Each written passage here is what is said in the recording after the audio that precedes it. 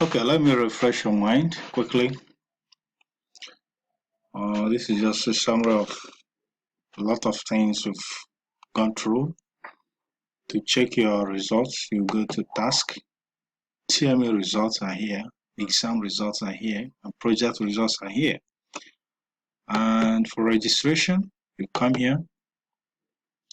Semester registration is always the first thing. 18,000 will be deducted from your wallet. If you don't have it, it will not be successful. It's a simple process. You just click this link, it opens, you submit. The money will be deducted. Then you go over to course registration. This is just a general overview of what we do here. Under this course registration, that's where you register your courses. It's just the same process. I've already made a video for this. Maybe you should watch that video. For exam registration, it's just similar to course registration. It's simple though. Let me just do it. This person has not done it. So you go to exams registration. Once the page opens, you choose the level, just as you did, although you've already done that already. You've already done that here. Second semester.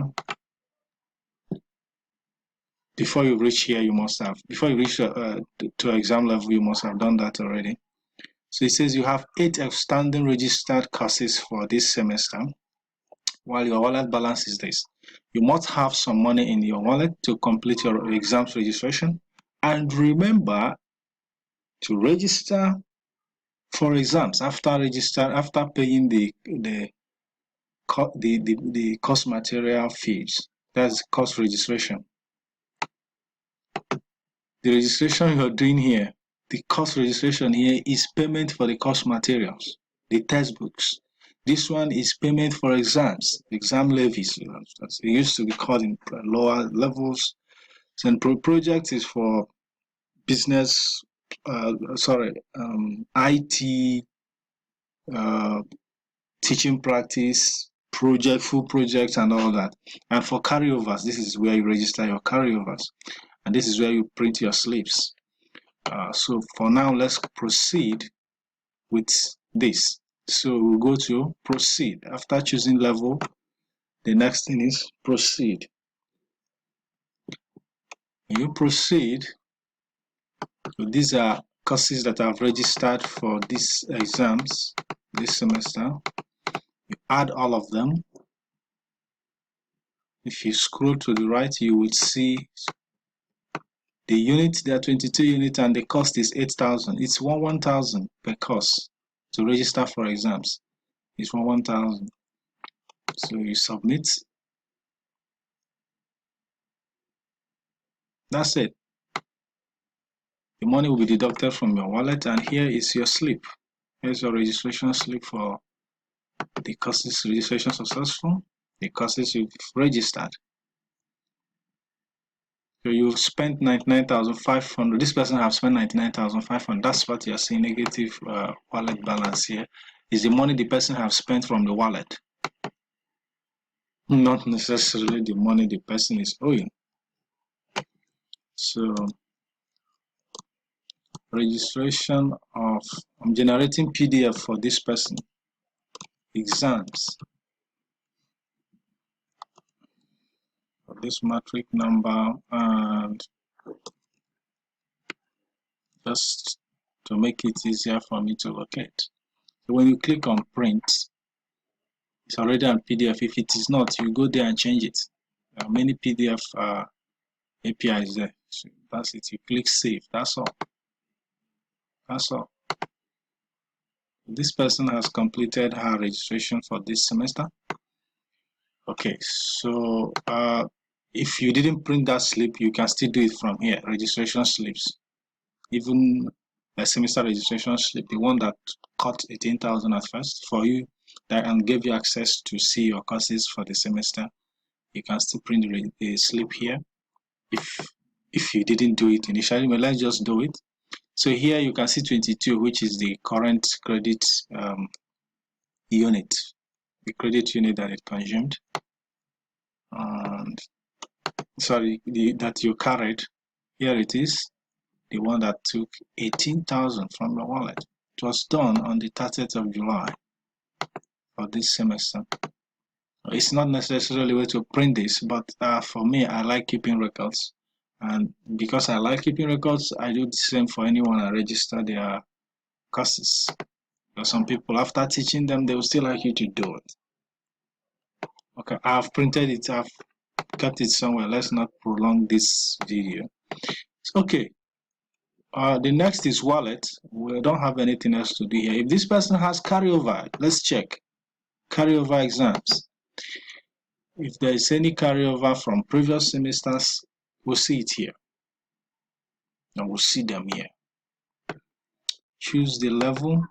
First semester 100 level, yeah. This is a new student anyway. That's why I'm doing this.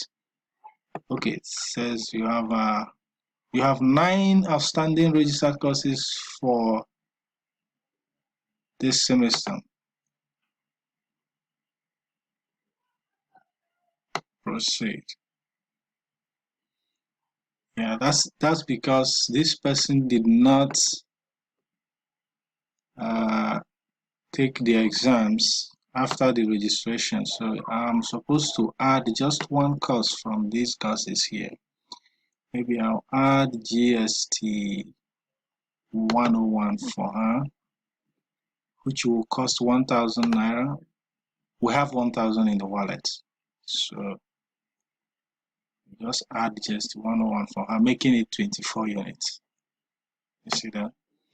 This person registered, but because we're not printing this one, there's just one course here, so we'll go to slips. We can print, we can generate the PDF for the entire courses registered. Okay. So after registration last semester, she could not participate in the exams. That's why you are seeing all the courses.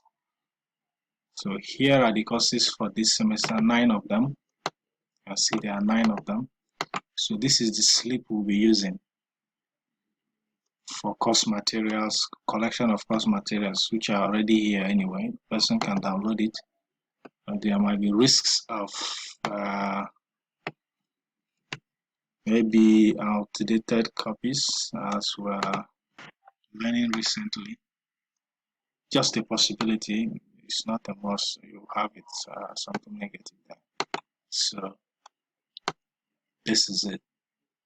Completely registered, 0 on the wallet, and nothing. If you view the wallet, to view wallet here, so we're not generating remitter anyway, but if the payment was not enough, what we'll do is come here for generation of wallet, generation of remitter. You generate remitter number here. It's very simple. Then after generating the remitter, making your payment using MasterCard or Visa card, I've made a video for this. It's just the same thing. Start using your card to make your payments and all that. You log out, come back to the website, go to check RRR. RRR is remitter retrieval reference. It's just a number, 12-digit number you use. So let's say we'll log out, check remitter without being logged in. That's the second step on the instructions I usually give students. Check RRR. You type the remitter number here, click on check, and that's it. It will validate it. It will tell you whether the payment has been successful, whether now received it or not, and that is only when you start seeing it in your wallet to reflect properly in your wallet. So that's it. It's very simple. You can see how we were able to generate to finish the registration and get our receipts. Finish registration, always generate your PDF and keep it aside.